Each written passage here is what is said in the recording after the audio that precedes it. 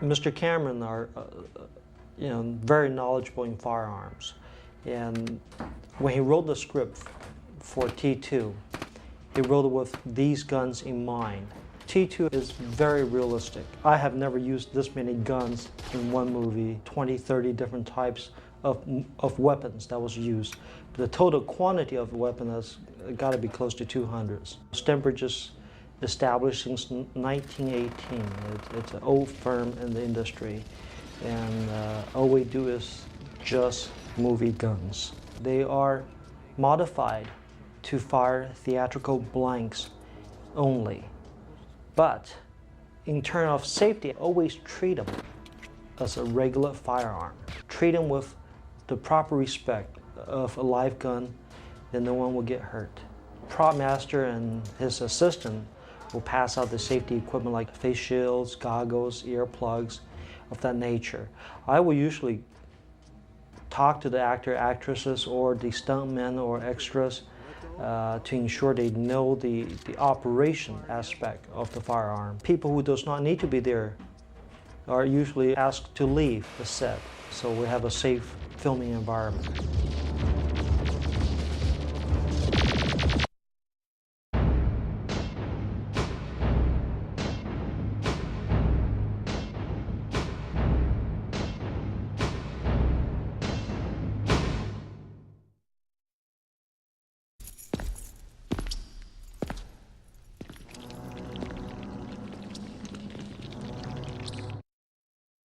We had Robert Patrick come up here, and we painted a little 2-inch by 2-inch grid all over him, and shot him out on the back lot, walking with 2 cameras that were synced, so I could study not only his front motion, but also his side motion, frame for frame. We also took a lot of pictures of him, and we scanned those in as well, and from that I built the skin over top of the actual bones. He was going to be the digital stunt double of Robert. In order to get that detail, right, we should probably scan his head.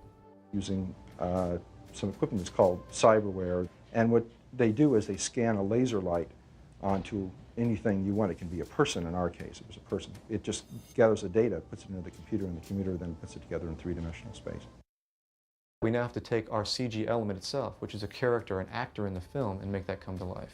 We have to bring it to life like a puppeteer would. We have a lot of very talented animators who are able to essentially act through the computer. What makes it really breathe is the secondary stuff. Mannerisms with the face, mannerisms with the fingers, muscles, all that kind of stuff really brings it to life. At first, he just sort of rose up very geometrically and stopped, and his head didn't move. He just sort of stopped and stared. Well, the next time we did it, we decided, okay, we'll have his head rotate a little bit, just the slightest amount, his shoulder move a little bit, that kind of thing. And all those very small amounts of animation, as simple as they may seem, really seem to put the life into it. But that's what it takes. You have to keep layering detail on top of it, because the real world is very detailed. We now have to create a computer camera that's the same as the real camera, a computer set the same as the real set, and a digital actor that sort of has the same perspective and action and motivation as the actors on the real set. The CG elements must cast shadows on the scene already in the image. The elements that are in the image must cast shadows on the CG element. If the environment is very shiny, it must reflect the CG element in the environment, so we have to add those reflection components to the picture. Similarly, the CG element itself, if it's shiny, must also reflect the environment. You create a picture and then wrap that picture around the sculpture. That's called texture mapping. The biggest problem was dividing up all the shots and sticking them in 5 separate categories. These shots were sort of broken down into the human figure team, the death team, shots that pertain to what we call the pseudopod shots, or polyalloy shots, and digital metamorphosis shots. Every shot poses some problem. Every single shot did, and it posed something completely new. We were pushing the limits of everything. The amount of disk space we had, the amount of memory we had in the computers, the amount of CPUs we had. Each shot, even though it only lasted 5 seconds on the screen, typically would take about 8 weeks to complete. A lot of our CG shots did have defects that we never solved, but we could solve them with digital paintwork. They were pretty much done, on a Macintosh and Photoshop.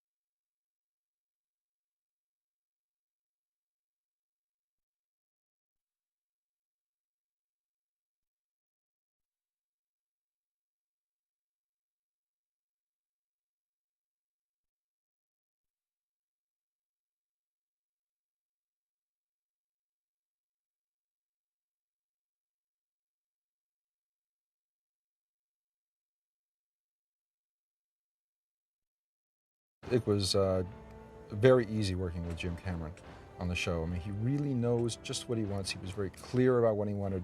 He gave tremendous feedback because he's one of the guys around who's able to grasp the technology and then write material for it. The interesting thing about Cameron is that when he came in here with Terminator in the script, he knew what techniques he was going to use already, and he knew how he wanted to do the shots, even though no one had ever done it before.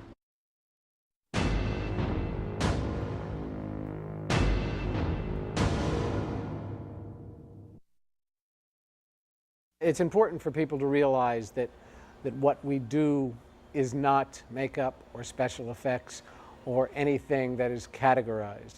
What we do is we create characters for film. The process of creating a character is like the process of creating a film. It always starts with the written word. What is the character? What are the characteristics of this character? Second step is to take that written word and create a drawing. Take all the straps off and just say, okay, this is what he's all about. This is what the character looks like. This is what he has to do. Now, how are we going to do that? If you can do it with makeup, do it with makeup. Allow an actor to do it. If you can't do it with makeup, ideally you do it with robotics because it's live. If you can't do it with makeup and you can't do it with robotics, then in comes the magic of the computer. Whatever it takes, that's what we do.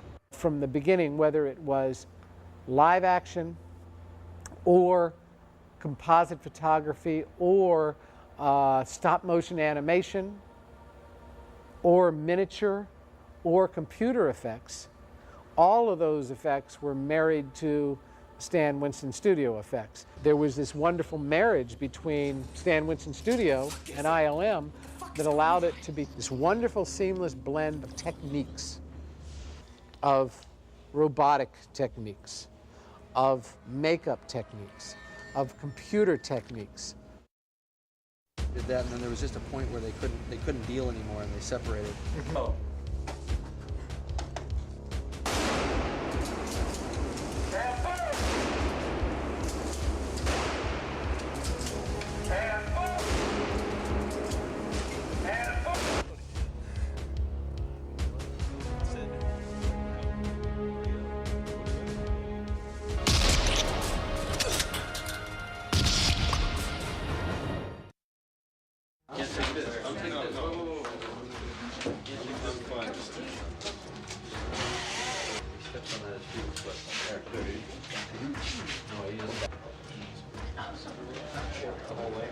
Anyway, I can't hide the thing behind the... Here we go, and action!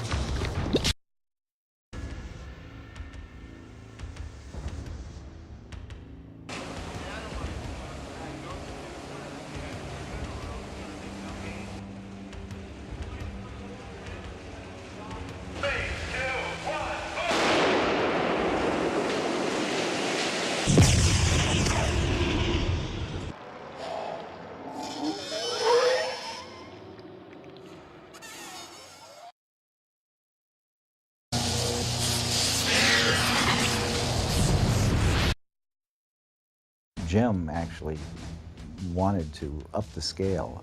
We made the models and the whole environment half again as big as the first time.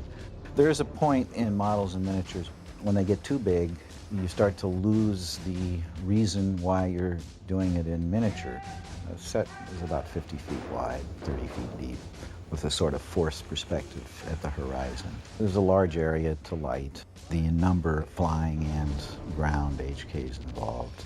Split screening it in with live action, interactive light and missiles and explosions on both sides of the line, both live action explosions and doing tilt down. Particularly since marrying up the foreground and background with explosions going off on both halves, which changes the light and the color on the sets. The same puppet built for the first Terminator is employed again in Terminator 2. That shot was kind of complicated and time-consuming to build. The real trick is to not try to make the entire effect happen all at once. Break it up into component parts. The farthest layer is a miniature background with a flying HK and explosions. That was printed into a rear projection plate. The two images, VistaVision plates, are now rear projected onto a single large screen where we blended the two pictures together and animated in Go Motion that puppet in front of these double rear projection screens. There were 4 backgrounds combined to be 2 and 2 that were shot to end up with 1 and 1. The 2 large endoskeletons. And full-scale set pieces were placed in front of 2 large screens, rephotographed with interactive light and some smoke. Then that went through opticals and we added interactive flashing lights when they were firing the lasers. It's more complicated than you would think to really integrate it, and then no one knows anything was done, and then you've done your job. It was a quarter-scale miniature, which made it 18 feet long. The set was 70 feet long. The asphalt area into the miniature factory building was 20 feet wide. The whole reason why you do some of these things miniature is because you get something that big and that unwieldy. The costs become very prohibitive. When it's smaller, you're controlling it.